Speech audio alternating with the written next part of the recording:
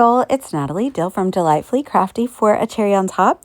It's Technique Tuesday, and this month's theme for Technique Tuesday is distressing. And so I decided to use some distress oxide inks to create a really fun background on this book themed layout.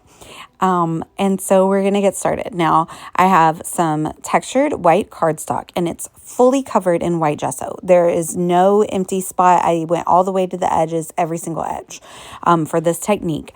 And I'm actually going to go and add some texture paste. So I'm using a very thin layer of my favorite white opaque matte texture paste from Ranger through this really fun, very detailed dot stencil, and just kind of putting it all around the page just in small little patches.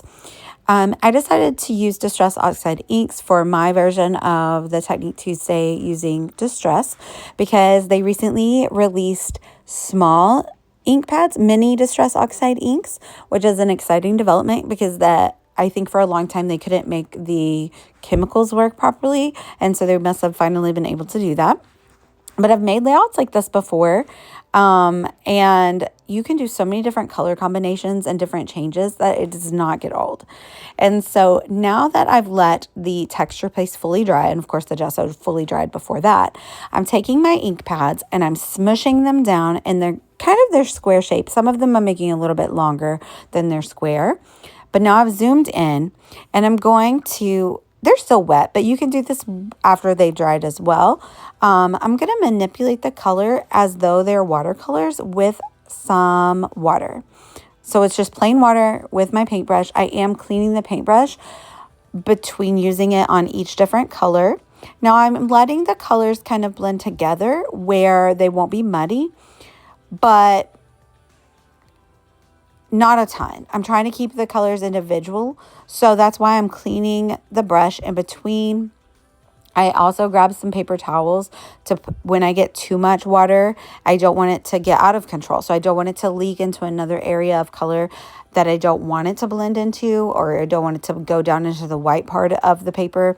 So I am using that paper towel to blot up any additional water that's like too much.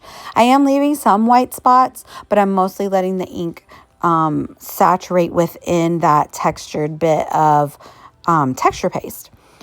Now, I am not using the mini cubes. I don't have them yet. I will though. But this is a fun way that if they're in the spotlight again. So I thought if you haven't gotten into Distress Oxides and you want to, this is a really fun way to use them. And it's really foolproof, honestly. So this is the slowed down version of how I manipulated the color in the first two rows, but I'm going to take it all the way down the page. I've just super sped it up in the next bits, but I'm going to let you watch the whole thing because it is super satisfying to watch the water kind of make everything blend well. Now, the colors that I chose, like normally you would never put green and pink next to each other. So that is one where I just have to be a little bit more careful to make sure that I don't let the green and the pink blend together. That being said, the citrus color of that green, it has, when you get it wet, it has that blue color in it. So every time where you see me use the water with the oxide on that citrine color, you'll see blue in there. And it's not always just because I got blue in there from another area. It's because when that color oxidizes with the water, that is what happens. And so that part can blend well.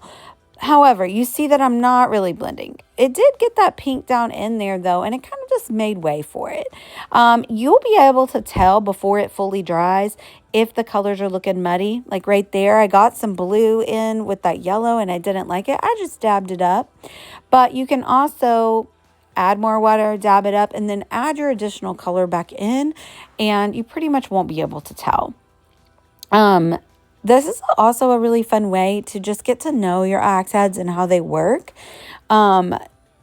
You could also create this look with ink blending if you didn't want to rub your ink pad directly onto the page. I know some people are very particular about how they use their ink pads and if they mix and match, and I know there's rules to that. I don't follow the rules. I'm not going to lie. I don't follow them. I'm not precious about them, and nothing bad has happened yet. They don't explode, much to Nicole's dismay, I think. She kept asking me about them. And she was like, but do they explode if you mix them? I'm like, maybe. I don't know. I haven't achieved that result yet, but maybe. I should let my kid play with them, because if anyone could do it, it could be him. But that being said, I don't like stamp on my stamp. I don't ink up my stamp with one pad and then directly ink it up on another pad without cleaning it or anything like that. I don't go crazy like that.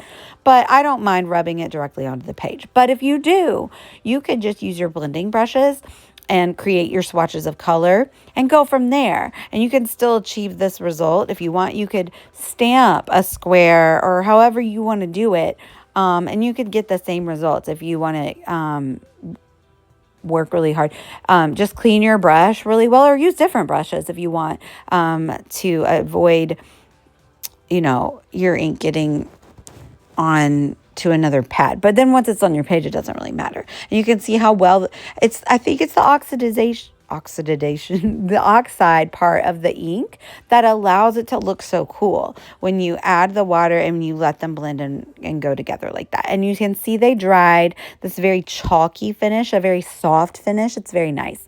So all that gesso, all that texture paste, and then the Distress Oxides on top of that mean nothing's going to want to stick to this. So I'm going to use my new adhesive, and I'm going to use foam tape. Foam tape is really sticky and it will stick really nicely. So I used my Honeybee alpha dies to make the top part of my title, which is Book Club. And I just double cut it, one with black and one with off-white. I'm using off-white because the sticker sheet that I'm going to be using has some off-white. I'm just offsetting those, and that really helps the black title to kind of pop off the page. It also gives me a little more surface area if I wanted to add some foam tape behind the title. I actually end up not adding foam tape behind the title, but I do use it on other parts. And then I used, I think it's the Juliet Alpha for the word baddies. So the title is Book Club Baddies. We don't actually have a book club. We just like to read what we want, but we were at a book event. And my friend and my sister-in-law are holding their body parts out because they got tattoos at this book club event, and we had a good old time. And so I thought it'd be really fun to document. We all love to read, and we talk about reading a lot, and I'm using these really fun Lawn Fawn book dies, and I have created just a bunch of books with some scraps of paper. And then I'm going to combine them all, and then just basically they're my die cut ephemera. So I'm going to mix those with some stickers, and really this page doesn't have a ton of product on it. So, if that zombie apocalypse, I can't talk today, guys, sorry. If the zombie apocalypse hits, then you can still just use your regular paper crafting supplies that you already have in stock. So that means you got to stock up on those mixed media supplies. You got to get those Distress Oxides, get those new minis. I got to get me some. And lots of paper, and then you'll just be ready to craft away. Even if nobody's making more stickers, nobody's making more dies or anything, you got it. That's why I love investing in dies, though, really, because you can reuse them as many times as you want. So because this is Distress again, I roughed up the edges of all of my books, and then I'm going through and I'm inking them up. And I just put them on top of the layout so you can see that how that inking really just makes them pop off the page. It helps them blend in with the black title, but it also really helps them pop off the page. So I'm going to make a book stack here in between the title and the pieces to the right of the photo. And then I'm going to kind of create a couple of visual triangles with all of my embellishments, keeping everything kind of nestled in the middle because I want the work that I did on the background with all the Distress Oxides to really shine. I don't want to cover up too much of that. So you see here I'm using my foam dots to put behind the photos. Those are so cute. They're so tiny, the little foam dots. But again, that foam tape is super sticky, and it is going to stay stuck to all of that mixed media background that has all kinds of stuff on it that normally things aren't going to want to stick to. Nouveau adhesive is also good for this. You'll see me use them interchangeably. So I'm going to overlap the photos a little bit. So this is one thing that I always say to bring cohesion to my pages. I kind of nestle things and have things overlap or touch each other just a little bit so that they look intentional it looks like everything was kind of meant to go together. And I feel like that helps the page really flow nicely. I have a few sticker sheets I'm showing you. I'm probably going to use the 12 by 12 strips on those sticker sheets. Actually, I'll only end up using part of one of them. Because again, that background's got so much going on, I didn't need to add too much. But I liked this one. It had like some grid work on it. So it kind of seems like, I don't know, like a journal that you might write your book reviews in or something. I don't know. So some of the books I'm sticking directly onto the page with Nuvo adhesive. Some of them I'm popping up, and then I'm just kind of piling them together in what ends up being a visually appealing look. How I'm just making the colors kind of look nicely. No two florals next to each other, stuff like that. But yeah, I did die cut some of the books out of some floral papers. I think that was just like a little trimming of paper that I had left from a Prima collection, and that worked really nicely. That matched with the background colors. I used my embossing powder tool to make this sticker that says no shelf control become kind of like a die cut. Like I just took the sticky away, so that I actually ended up putting 2 layers of foam tape on the back, because I wanted it to be kind of above all of the books that I stuck up on foam tape, and kind of really stand out. I feel like that really added, it was like a subtitle. So it added to the page there, and it ends off that little sticker strip over on the right. And then I'm going to start the sticker strip with some of those books I'm going to put in another stack as well. And this is a photo play book sticker sheet. I don't think it's in stock anymore, but there is a new book collection from Simple Stories, and it is super cute, and it's really a similar color palette. And I think that there's new book dies coming out from Echo Park I saw in the store.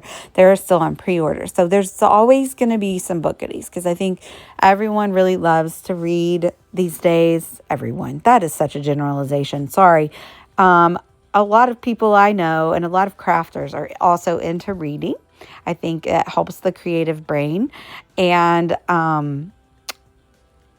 so I think that there is always going to be a market for book supplies. So the Lawn Fawn die is still in stock, and it's super cute. So you definitely should grab that, because I think it's so versatile too. Back to school is coming up. You can definitely use that on a back to school layout. So also make your supplies work for you. So this sticker is super cute, but it was a little bit big. I didn't want all of that border piece, so I just trimmed it down. I left a little bit of that border, and then I'm going to use that same pin that I used to go around the scallop border sticker to go around this sticker. It's akin to inking of the edges with the black ink, and it just helps it pop off of the page. So I put another book stack at the top, so you kind of have a nice little visual triangle. And now I'm adding a tassel, so that Lawn Fawn book die has a little tassel that's supposed to stick out of the book. So I cut those in a few different colors, and I'm going to sprinkle them around the page, as well as I just added a couple of bow dies, and bows are really on trend right now, I feel like. So I just added a couple of black bows in a nice visual triangle as well. I added that little book paper airplane. Again, I'm going around it with that black ink pen, which is akin to inking up the edges of the die cuts. And then we're going to call it a layout. So I hope you guys enjoyed this. Find more like this over on my channel at Natalie Dill on YouTube. And check out the gallery if you want to see all of the up-close detailed shots. And if you have any questions, put them down below and we'll try to get you an answer. Or find me on the Facebook group at the Cherry Crafters Facebook group. Thank you guys so much for watching. Bye, y'all.